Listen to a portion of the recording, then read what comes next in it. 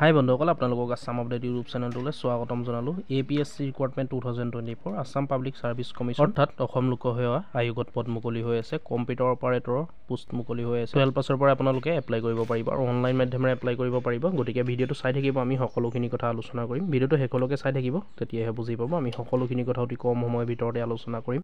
Assam public service commission last date হ'ল 13/4/2024 অৰ্থাৎ 13 April 2024 last date. Assam public service commission তাৰ আণ্ডাৰত ওলাই আছে 17টা কম্পিউটাৰ অপাৰেটৰৰ পোষ্ট, যিকেইটা পদৰ কাৰণে আপোনালোকে এপ্লাই অনলাইন কৰিব পাৰিব।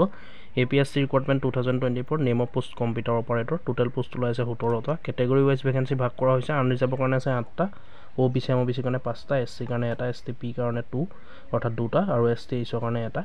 Name of organisation Assam public service commission. ইয়াৰ কাৰণে পে' কৰা হ'ব প্ৰতি মাহে 14,000 টকাৰ পৰা 60,500 টকালৈকে।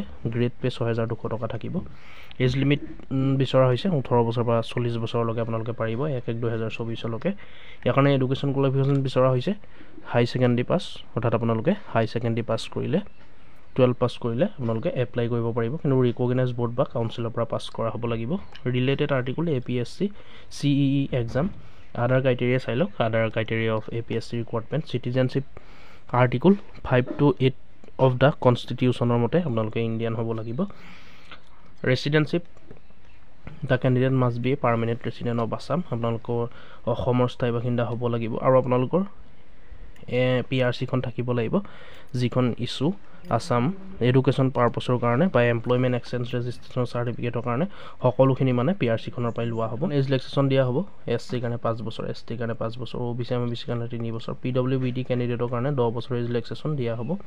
এমপ্লয়মেণ্ট এক্সচেঞ্জ ৰেজিষ্ট্ৰেশ্যন, আপোনালোকৰ এমপ্লয়মেণ্ট এক্সচেঞ্জ ৰেজিষ্ট্ৰেশ্যন চাৰ্টিফিকেটখন থাকিব লাগিব, যিখন অসমৰ মানে নিজৰ জিলাৰ প্ৰত্যেক জিলাৰ থাকিব লাগিব। ইয়াৰ কাৰণে স্মল ফেমিলি নৰ্মছ আপোনালোকৰ থাকিব লাগিব। ডিক্লাৰেশ্যন দিব লাগিব স্মল ফেমিলি নৰ্মছৰ। কম্পিউটাৰ প্ৰফিচিয়েঞ্চি, কম্পিউটাৰ আপোনালোকে জানিব লাগিব। গুড ৱৰ্কিং, ভালকৈ আপোনালোকে কাম কৰিব পাৰিব লাগিব। নলেজ মানে জ্ঞান থাকিব লাগিব। অফিচ প্ৰডাক্টিভিটি, ছফ্টৱেৰ টুলছৰ যেনেকৈ MS windows, Linux, MSc ETC, word processor, spreadsheet, presentation graphics, content of database, internet and email, এই সকলোখিনি নলেজ আপোনালোকৰ থাকিব লাগিব আৰু ভালকৈ আপোনালোকে জানিব লাগিব ইয়াৰ বিষয়ে।